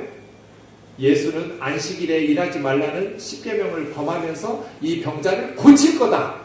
이렇게 해서 올무를 딱 덫을 놓고 기다린 거잖아요. 안식일에 예수님이 병자 고치면 십계명도 안 지키는데 무슨 하나님의 아들이고 메시아냐 이렇게 예수님 공격하려고 그런 거죠? 빤히 보여요. 누가 봐도. 이럴 때 어떻게 해야 돼요? 예수님은 그냥 모른 척하고 식사만 하시면 얼마나 좋을까요? 근데 예수님은 그렇게 하지 않으셨어요. 3절에 보니까 바리새인들에게 물었어요. 안식일에 병자 고쳐주는 것이 율법 위반이냐 아니냐. 근데 잠잠해요. 대답을 안 해요. 예수님께서 그 사람을 데려다가 고쳐서 보내주셨어요. 덫인 줄 알았는데 예수님을 왜 고쳐주셨을까요? 저는 이 바리새인들 일주일에 이틀씩 월요일 목요일 금식하고 텃밭에 있는 야채, 채소, 양념거리, 근체 회양 채소, 지금 우리로 하면 마늘, 파 이런 것들까지 11조 갖다 바치면서 그렇게 기도 많이 하고 성경 많이 하는 사람들이 자기들의 목적을 위해서 수종병 든 한 사람을 이용해 먹을 수 있다는 게 경악스러워요. 그 수종병 든 사람이 정말 가문이 좋고 학식이 많고 무시 못할 그런 집안 사람이라면 이렇게 함부로 이용해 먹었겠어요? 여러분 아이를 자기들의 목적을 위해서 이런 식으로 환자라고 해서 데려다 놓고 올무로 삼으면 기분 좋겠어요? 근데 예수님은 그 한 사람 때문에 덫인 줄 알지만 받잖아요. 예수님도 외면하고 밥만 드실 수도 있었는데 그렇게 그 사람을 함부로 대할 수가 없기 때문에 고쳐서 보내시면서 얼마나 그 자리가 불편하겠어요. 수종병 든 사람이. 내가 어쩐지 부잣집에서 바리새인 집에서 나한테 식사 초대한다고 이상하다 했다. 예수님 불러놓고 안식일에 병자들 고친다고 나 이용해서 예수님 무너뜨리려고 지금 초대한 거구나. 그 자리가 얼마나 괴로웠겠어요. 수종병자가. 예수님은 고쳐서 돌려보내고 너희 중에 소나 아들이 우물에 빠지면 지금은 건축이 쉽지만 그때는 건축 2000년 전에 어려우니까 그냥 땅 파고 거기다가 곡식이든 농기구든 놓거든요. 성인들은 누구 집에 거기 있는지 위치를 다 아니까 빠질 일이 없지만 소는 빠지기도 하고 안식일에 어린 아이들이 빠지기도 한단 말이에요. 해 떨어지면 안식일 끝나요. 금요일 저녁 해지면서부터 토요일 저녁 해질 때까지가 안식일이에요. 그럼 해지고 나서 건져줘도 되는데 소가 빽빽거리고 소리 지르니까 끄집어냈단 말이에요. 그 소 끄집어낼 때 얼마나 많은 사람들이 일을 해야 돼요. 근데 그거 안식일 위반이라고 안 해요. 바리새인들이. 이 하나님의 자녀는 천하보다 귀한 이 영혼은 소만도 못하냐? 예수님이 돈 벌려고 고쳐주시는 것도 아니고 무상 진료잖아요. 예수님은. 이 병자들 고생하는 게 너무 안타까우니까 고쳐주시는 건데 그거 안식일날 고쳤다고 예수님 십계명 위반했다고 예수님을 몰아붙이고 죽이려고 하는 이 바리새인들 말이에요. 한 사람에 대한 태도가 바리새인하고 예수님하고 너무나 달라요. 우리가 바리새인 닮은 교회인가 예수님 닮은 교회인가 말이에요. 교회가 왜 세상의 희망인가? 세상에서 무시당하는 수족병 든 자 같은 사람을 소중히 여기고 그 사람 때문에 목숨 걸고 덫을 밟기 때문이에요. 아멘. 오산교회가 세상에서 멸시받는 사람이라 할지라도 정말 그 사람을 소중히 여기고 그 사람을 사랑으로 돌보는 교회가 된다면 여기가 세상의 희망이라고요. 아멘. 한 영혼을 구한 게 천하를 구한 것보다 나아요. 아멘. 한 사람 한 사람을 그렇게 소중히 여겨야 돼요. 아멘. 세 번째로 교회는 어디까지 가르쳐야 되냐면 그리스도 안에서 완전한 자로 세우려 함이니 그랬어요. 우리가 예수 그리스도를 가르치는데 예수 그리스도를 전하고 예수 그리스도를 권하는데 한 사람 한 사람을 가르친다. 그런데 그 한 사람 한 사람을 어디까지 가르치냐? 그리스도 안에서 완전한 자. 그리스도 안에서 완전한 자라. 완전한 사람이 어떻게 가능해요? 예수님만 완전한데? 그런데 예수님 닮아가는 사람. 그리스도 안에서 완전한 사람을 저는 어떻게 가르치냐면 예수님 닮은 사람. 예수님하고 많이 닮으면 완전해져요. 조금 닮으면 조금 닮을수록 덜 불완전한 사람이에요. 그죠?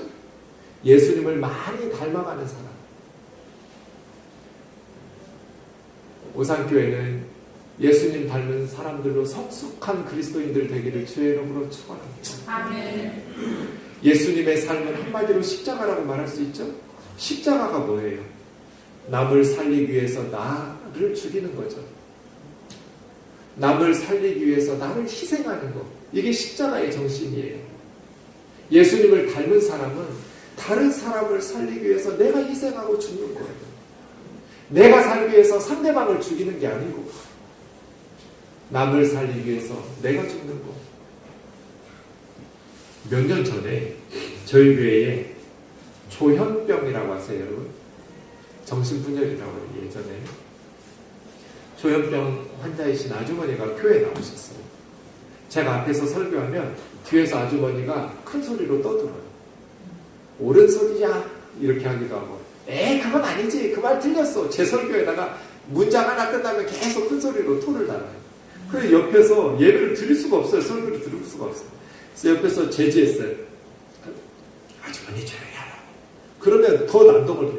몰라! 그래서 그래가지고 그날 저도 막 등에서 땀이 삐질삐질나는 예배가 엉망이 됐어요. 근데 너무 안타까운 건 이 아주머니가 매주 나와요. 수요일에도 나오고 금요일에도 나오고 새벽 예배도 안 빠지고 나와요. 교회가 난리가 났어요. 예배를 드릴 수가 없어요. 그래서 우리 교회 운영위원회가 열렸어요. 그 운영위원회 할 때 제가 다른 모임이 있어가지고 참석을 못했어요. 모임 끝나고 이제 와서 운영위원회가 끝났길래 물었어요. 그래서 그 아주머니 어떻게 하기로 결정했냐고. 여러분, 우리 교회에서 그 아주머니 어떻게 하기로 결정했을까요? 이런 결정을 내렸어요. 올해 회의한 후에 교회의 결론이 뭐냐면 지금 우리 교회에 새가족들이 많이 등록하고 있는데 그 새가족들은 다른 교회 어느 교회를 가든 그 교회에서 환영받을 거다. 맞죠? 우리 교회 오는데 싫다는 교회가 어디가 있어요? 다 환영하죠, 새가족들을. 근데 이 아주머니는 어느 교회에서도 환영하지 않을 거다. 그러니까 예배 제대로 못 드린다고 해서 새로 왔던 성도들은 다른 교회로 떠날지라도 그리고 새로 등록 안 할지라도 기존에 있던 성도들은 우리 교회가 좋으니까 교회 안 떠날 거다. 우리 기존 성도들이 앞쪽에 앉아서 목사님 설교에 더 집중하고 이 아주머니와 함께 우리 교회는 간다. 네. 그래가지고 제가 뭐라고 말했는 줄 알아요? 아니 자기들이 담임 목사 아니라고 이런 식으로 결정해도 돼요? 나 목회 어떻게 하라고? 아니 나한테 목회를 어떻게 하라고 이런 결정을 하냐고. 근데 그날이 제 인생의 가장 행복한 날이었어요. 그래, 이게 교회지. 하나님이 저한테 많은 성도들 목회하라고 목사하라는 거 아니잖아요. 하나님 보내주신 성도들 정말 예수님 사랑으로 잘 말씀으로 천국까지 안내하라고 하나님 저한테 부탁한 게 그거지 많은 사람이 아니잖아요. 많든지 적든지. 너무 행복한 날이었어요. 그래! 이게 교회지. 그 아주머니한테 밥 같이 해. 주일에 점심에 밥 같이 먹고. 여전히 아주머니는 혼자 얘기해요. 뒷자리에서. 앞에서는 제가 설교하고 뒤에서는 아주머니가 분석을 하면서 이렇게 떠드세요. 근데 몇 달 있다가 아주머니가 안 나타났어요. 그 제가 집에 갔더니 문이 잠겨 있어요. 몇 번 갔는데 문이 잠겨서 못 만났어요. 그러더니 또 몇 달 있더니 아주머니를 교회 앞 길가에서 만났어요. 다시 나타났어요.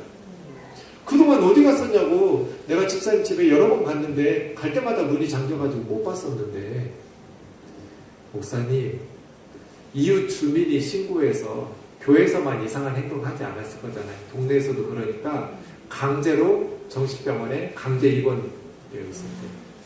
그래서 몇 달 동안 약 먹고 지금은 좀 나아서 나왔는데, 왜 나왔냐면 내가 지금 암에 걸렸다고. 그래서 이제 혼자 못 살아서 요양원에 정부 시설로 들어가야 돼서 짐 정리하러 잠깐 며칠 남았다고. 목사님, 나 주일학교 때부터 교회 다녔는데 병에 걸린 후에는 교회에서 쫓겨나고 가는 교회마다 나를 쫓아냈는데, 목사님 교회에서는 나가라는 말도 안 하고 나도 아픈 거 안다고 미안하다고 따뜻한 밥 주고 맛있는 거 같이 먹자 그러고 웃으면서 어서 오라고 환영해주고, 그래서 너무 고마웠다고. 하나님이 나에게 죽기 전에 준 선물 같다고. 어릴 때 다녔던 교회 예배 나도 드리고 싶어서 교회마다 찾아갔는데 가는 곳마다 쫓겨났었는데 목사님 교회에서는 쫓아내지 않고 그렇게 예배 드릴 수 있게 해줘서 너무 고맙다고. 이제 저는 예배를 못 드리고 시설로 들어간다고. 고마웠다고. 그 말 듣는데 막 눈물이 나는 거예요.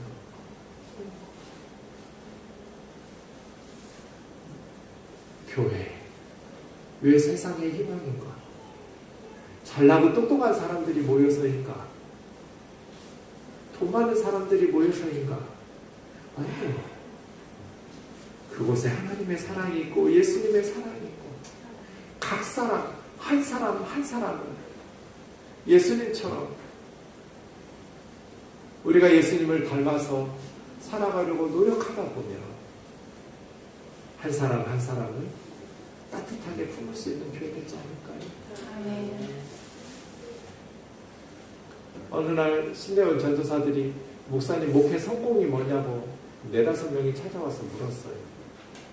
교수님이 내준 숙제라고. 선배 목사님들 찾아다니면서 목회 성공이 뭔지를 답을 찾아오라고 그랬대요. 그래서 제가 뭐라고 대답할게요? 목회 성공이 뭘까요? 저는 모른다고 그랬어요. 천국 가봐야 한다. 죽어봐야 한다. 목회에 성공했는지 실패했는지. 목사가 죽은 후에 예수님 앞에 가봐야 한다. 예수님께서 그 목사에게 잘했다, 착하고 충성되기라고 좀이라고 칭찬하시면 그 목사는 목회 성공한 거고, 아무리 큰 교회, 대형교회 목사를 했어도, 많은 사람 앞에서 설교했어도 예수님께서 팔 걷어붙이고 목 조르려고 덤비시면 목회 실패한 거다. 그렇지 않아요? 세상 사람들이야 큰 교회 목사가 성공한 목회자이고 작은 교회 목사는 무능한 목사처럼 볼지 모르겠지만, 목회가, 교회가 성공이냐 실패냐는 세상의 기준과 달라요. 아멘. 주님이 보시고 주님이 평가하실 텐데, 잘했다, 착하고 충성된 종이라고 주님에게 칭찬받으면 그 사람 성공적인 신앙생활 한 거고 성공적인 목회한 거고요. 주님께서 악하고 게으른 종이라고 책망하시면 그 사람 아무리 세상의 부귀영화를 누리고, 제 주변에 잘나고 똑똑한 사람들 무지 많아요. 그런데 정말 속상할 때 많아요. 왜 저렇게밖에 못 사나? 하나님께서 그렇게 많은 걸 주셨는데 왜 서울대 법대식이나 나와가지고 저렇게밖에 못 살아? 왜 행복하게 못 사냔 말이에요. 왜 값진 하루하루를 못 사냔 말이에요. 세상에 부귀영화, 지식, 명예 많다고 그래서 사람들은 부러워해요. 그런데 저는 1도 안 부러워요. 어떻게 사는지 아니까. 진짜 우리의 인생이, 우리의 삶이, 우리의 신앙이 성공했냐 틀렸느냐는 예수님 닮아서 살았냐, 아멘. 주님이 기뻐하시는 삶을 살았냐. 아멘. 주님이 기뻐하시는 것은 나를 희생해서 남을 살리는 거거든요. 지금 이제 예배당이 생겼는데 제가 하나님 주셨어요. 어쨌든 예전에는 이제 월세 내면서 교회를 목회를 했는데 그 건물주 아저씨가 크리스찬이 아니에요. 그래서 저만 만나면 인사를 어떻게 하냐면 목사님 요즘 사업 잘 되세요? 이렇게 인사해요. 제 예수도 안 믿는 사람한테 목회는 사업이 아닙니다. 이렇게 설명하기도 애매하고 그분은 맨날 나보면 목사님 요즘 사업 잘 되세요? 이렇게 인사하는데 그냥 예 덕분에 잘 돼요. 이렇게 대답했어요. 그분이 볼 때 저는 사장님인 줄 알아요. 그럼 그 건물주가 생각할 때 교회 성도들 많이 늘어나고 헌금 많고 이런 월급 많아지고 이러면 제가 성공한 목회자인 줄로 알겠죠. 몇 년 동안 그렇게 인사를 주고받았는데 그날서 말고 그날에도 목사님 사업 잘 되시죠? 그래가지고 예 덕분에요 이렇게 인사하고 딱 제 목양실에 왔는데 그날서 말고 어머나 내가 사업을 하고 있구나 이걸 알았어요. 여러분 제가 무슨 사업하고 있었을까요? 예? 영혼? 영혼 살리는 사업. 그걸 뭐라고 그래요? 유통업. 복음 유통업. 제가 그날 건물주 아저씨하고 인사하고 와서 제 방에서 목사님 요즘 사업 잘 되세요. 그래서 맨날 그거 아닌데 이렇게 생각하다가 그날서 말고 맞네. 내가 지금 사업을 하고 있네. 복음 유통업 사업하고 있네. 그래서 교우들한테 얘기했어요. 여러분 맨날 건물주님이 저한테 그렇게 인사해가지고 제가 마음속으로 좀 불편했었는데 오늘 생각해보니까 정말 사업을 하고 있더라. 이번 주에 생각해보니까 복음 유통업이다. 우리 지금 교회에서 복음 유통업 하고 있다. 복음 유통업을 잘 하려면 제품이 좋아야 되는데 우리 교회 복음 유통업 잘 하려면 어떻게 해야 되냐 했더니 목사님이 설교를 잘해야 된대요. 그래서 제가 땡 쳤어요. 왜 땡 쳤을까요? 안 믿는 사람들이 내 설교를 듣고 교회 안 나오는데 설교를 잘하든 못하든 그 무슨 의미가 있어요. 그죠? 제품을 본 적이 없고 들어본 적이 없는데 그래서 설교가 아니라고 그랬어요.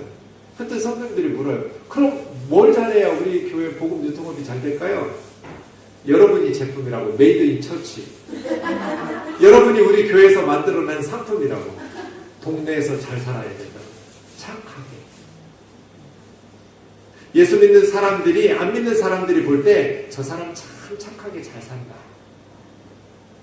그래야 그 교회에 따라 나가고 싶지 않겠냐고요. 그죠?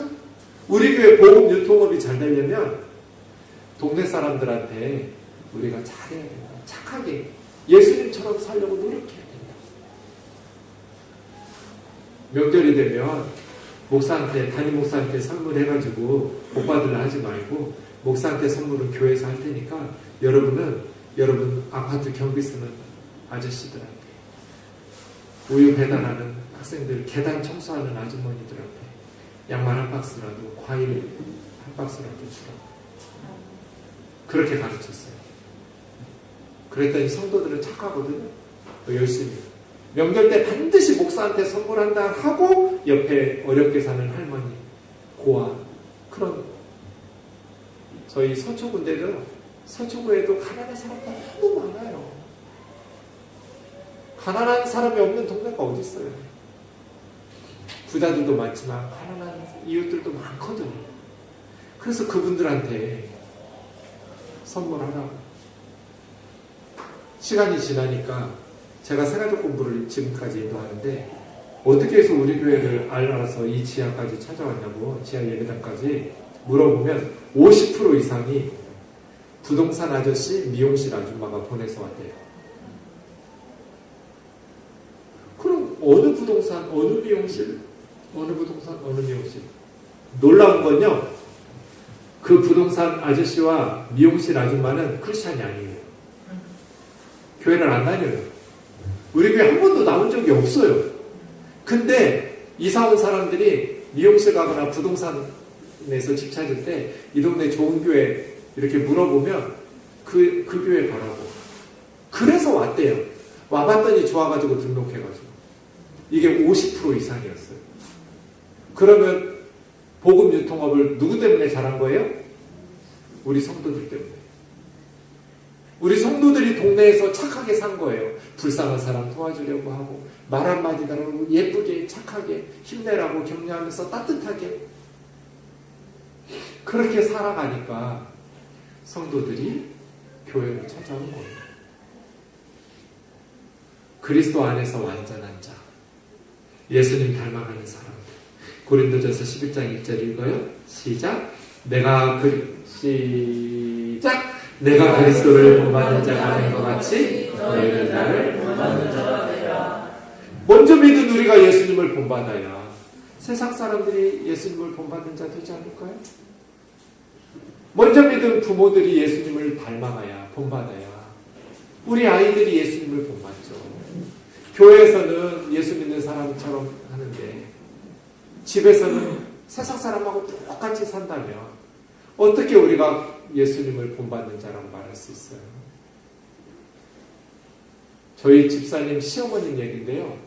시아버지, 집사님의 아버지가 수석 장로님이셨어요.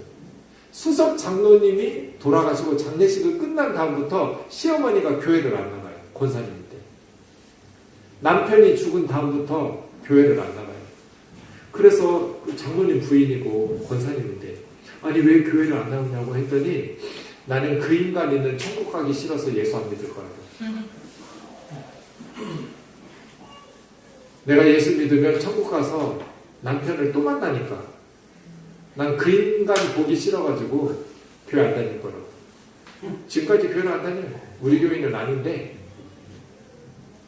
그러면 그 장로님이 제대로 산 거예요? 제대로 산 게 아니에요. 교회에서는 장로였는데 집에 가서 가족들에게 어떻게 했길래 자기 죽고 나서 아내가 교회를 안 다니냔 말이에요. 마지막으로 교회 어떻게 가르칠까? 내 안에서 능력으로 역사하시는 이의 역사를 따라 힘을 다하여 수고하노라. 성령의 역사를 따라서. 그 다음 페이지 보세요. 다시 말씀 나오죠? 다음 한 번 더요. 네. 내 안에서 능력으로 역사하시는 성령님의 역사를 따라 힘을 다하여 수고합니다. 수천 킬로씩 대륙을 날아가는 철새들이 있잖아요. 그냥 날아가기도 힘들 텐데 소리 지르면서 나르죠, 새들이.